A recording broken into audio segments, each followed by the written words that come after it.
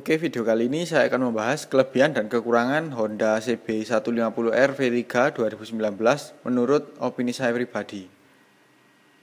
Saya membahas motor ini berdasarkan pengalaman saya.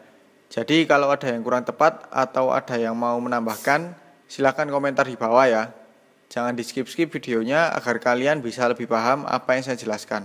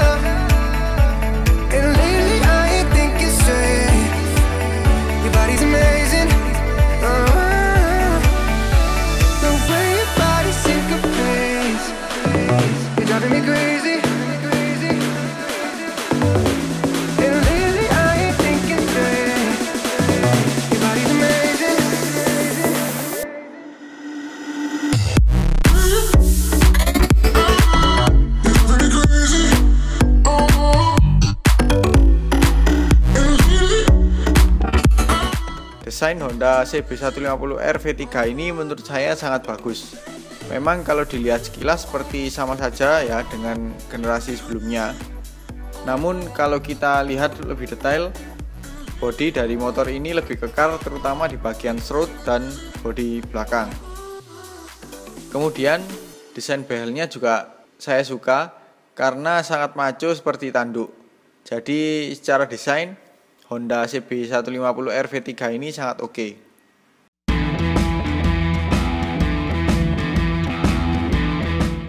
Fitur yang ditanamkan di Honda CB 150R V3 ini juga cukup oke di kelasnya. Semua lampu sudah LED membuat semakin futuristik. Disc cakram model bergelombang, jadi lebih baik untuk melepas panas.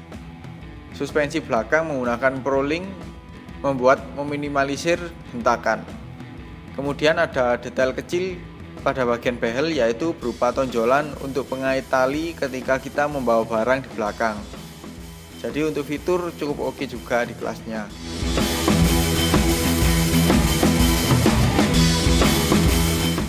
Mesin Honda CB 150R V3 ini berkapasitas 149,16 cc DOHC 4 katup berpendingin cairan. Bor kali stroke 57,3 kali 57,8 mm. Tenaganya 16,6 HP dan torsi 13,8 Nm. Dengan spesifikasi mesin tersebut membuat tenaga dari bawah hingga atas linear atau merata. Sangat cocok untuk karakter motorsport naked.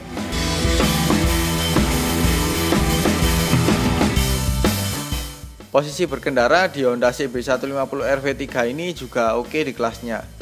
Stangnya cukup tinggi dan sedikit lebih mundur daripada generasi sebelumnya dan juga nggak terlalu lebar, membuat kita nggak terlalu kesulitan melewati kemacetan.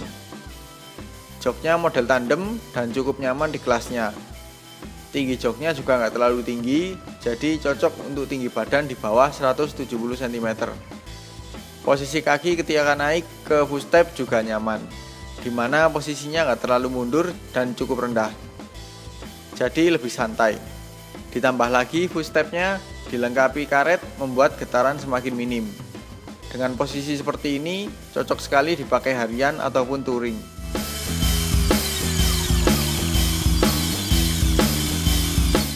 Suspensi di Honda CB150R V3 ini juga cukup dewasa karakternya.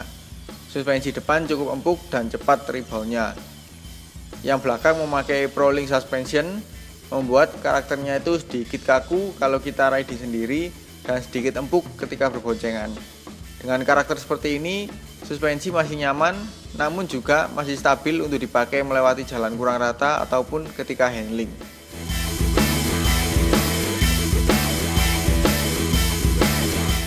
Masalah perawatan juga tidak diragukan lagi. Ini adalah Honda, produsen motor terbesar di Indonesia. Bengkel resmi sudah tersebar di banyak daerah, bahkan hingga desa-desa.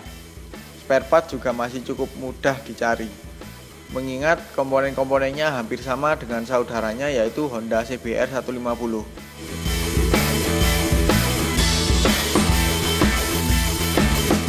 Oke, setelah bahas kelebihan, sekarang saya akan bahas kekurangan Honda CB150R V3 2019.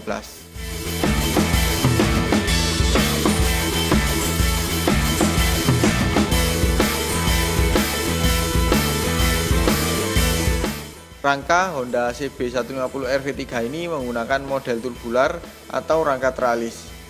Saya nggak terlalu masalah dengan modelnya, tapi saya kurang suka dengan konstruksi atau sambungan-sambungannya, terutama bagian ini. Rangka bagian depan dan belakang hanya tersambung dengan satu sambungan ini saja. Ya, meskipun untuk yang V3 ini menurut klaim dari salah satu pengguna ada perubahan pada ketebalan pipa rangka tadi, tapi tetap saja masih ada rasa khawatir sambungan ini tidak kuat menahan beban. Tapi balik lagi ke perawatan kita ya. Dan juga kalau misal memodifikasi motor ini juga perlu diperhatikan sambungan ini.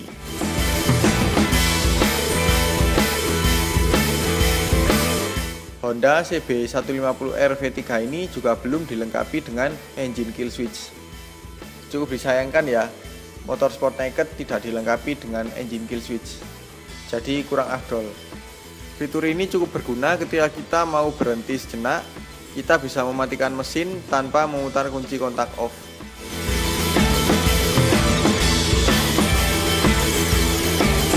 Ini juga belum ada di Honda CB150R V3 ini, yaitu hazard. Fitur ini juga cukup berguna di beberapa kondisi. Meskipun kita bisa memodifikasi sendiri dengan harga murah, kan lebih baik lagi kalau sudah bawaan.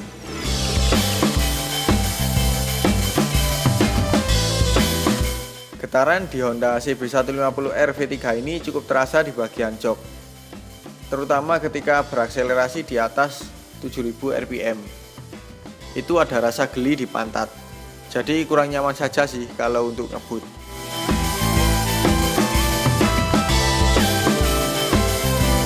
Rantai Honda CB150R V3 ini juga cukup berisik ya, bahkan suara mesin dan knalpot kalah dengan suara rantai. Ini entah penyebabnya apa, mulai dari dulu masih zaman Honda Tiger juga terjadi. Entah ini rantainya kurang perawatan atau mungkin rantainya kurang mampu menerima tenaga motor ini. Kalau ada yang tahu spesifiknya bisa komen di bawah ya.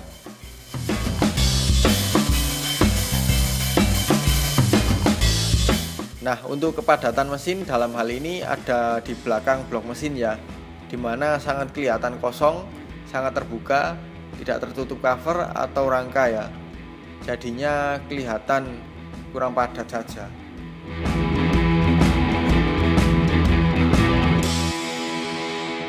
Ini juga yang jadi sindiran pengguna motor kompetitor ya, yaitu bagian tensioner yang mereka bilang dengan istilah klotok-klotok. Ketika saya tanyakan pada pengguna Honda CB150R, itu terjadi karena tensionernya itu kendor, jadi perlu disetut. Penyetelannya cukup mudah dan tidak perlu ganti spare part baru.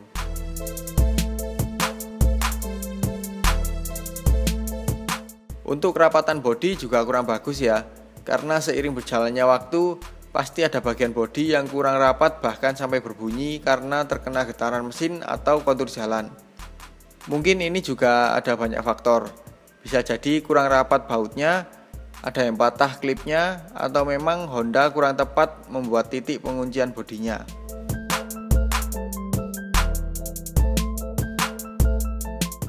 Oke, jadi itu saja video pembahasan saya mengenai kelebihan dan kekurangan Honda CB150R V3 2019 menurut opini pribadi saya. Semoga video ini bisa jadi pertimbangan kalian untuk membeli motor ini. Sekian dulu video kali ini. Jangan lupa like apabila kalian suka dengan video ini, komen di bawah apabila ada pertanyaan, kritik, atau saran, share juga ke sosial media kalian apabila video ini bermanfaat. Jangan lupa untuk subscribe untuk mengikuti video-video terbaru dari saya. Nyalakan juga tombol loncengnya untuk mendapatkan notifikasi video terbaru dari saya. Follow juga Instagram saya di @mojo_038. Kalau kalian mau lihat vlog saya mengenai model kit atau semacamnya, kalian bisa lihat di channel Model Kit Indonesia.